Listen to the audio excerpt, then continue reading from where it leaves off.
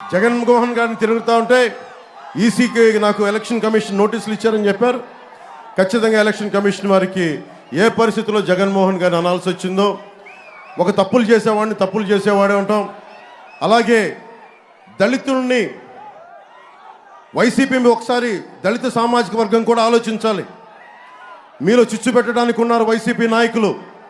YCP నాయకులు ఒకటి అడగండి, ఒక వైసీపీ ఎమ్మెల్సీ ఆయన ఒక దళితుడిని హత్య చేసి డోర్ డెలివరీ చేస్తే అలాంటి వ్యక్తికి దళిత సామాజిక వర్గం నిజంగా ఒత్తాసు నిలబడితే జై భీమ్ స్ఫూర్తికి నిజంగా మనకు విఘాతం కలిగించిన వాళ్ళం అవుతాం. అలాంటి పరిస్థితులు రాకూడదంటే జనసేన, తెలుగుదేశం పార్టీ, భారతీయ జనతా పార్టీ కూటమికి మీరు అండగా నిలబడితే భవిష్యత్తులో అలాంటి పరిస్థితులు రాకుండా ఉండే బలమైన మనకి లా అండ్ ఆర్డర్ పరిస్థితులకి దిగజారకుండా చూసుకుంటాం.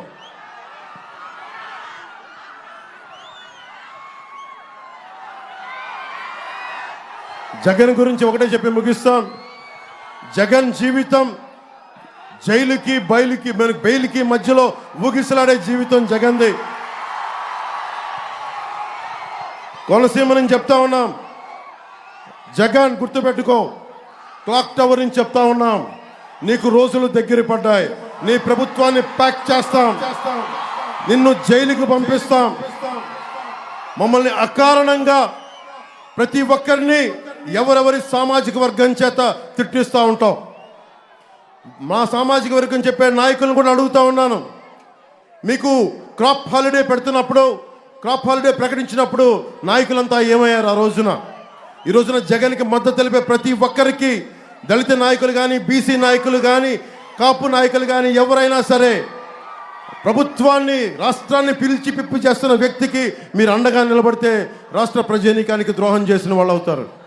అక్కడ దయచేసి ప్రజలందరూ కూడా మీరు ఆలోచించండి, నా అన్నదమ్ములను ఆలోచించండి, అక్క చెల్లెలను ఆలోచించండి. మా దాదాపు 3,000 మంది ఆడపిల్లలు అదృశ్యం అయిపోతే ఈ చీఫ్ మినిస్టర్ ఒక్క రోజు కూడా ప్రెస్ మీట్ కూడా పెట్టలేదు. ఇలాంటి వ్యక్తి కాకుండా మన కూటమి ప్రభుత్వం వస్తుంది, మీకు సరైన సంక్షేమంతో కూడిన పాలన అందిస్తుంది. వైసీపీ అందిస్తున్న సంక్షేమాల కంటే కూడా ఇంకా బెటర్ సంక్షేమాలు అందిస్తాం.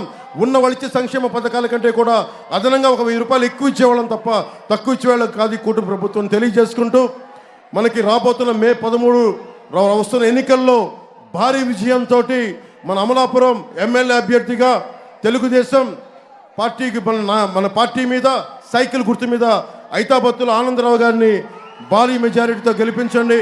ఆయన గెలుపు జనసేన గెలుపు కూడా, ఆయన గెలుపు భారతీయ జనతా పార్టీ గెలుపు కూడా, ఆయన గెలుపు కేవలం తెలుగుదేశం కూటమి గెలుపది. ఇక మనస్ఫూర్తిగా మీ ఆశీర్వాదాలు కావాలని కోరుకుంటూ 10 గంటలకు ముగించాలి కాబట్టి మిగతా భవిష్యత్ కార్యక్రమాలంటే, ప్రభుత్వ కార్యక్రమాలంటే అని చెప్పి రాజకీయ ఉద్దండలు చంద్రబాబు నాయుడు గారిని మాట్లాడమని కోరుకుంటా ఉన్నాం.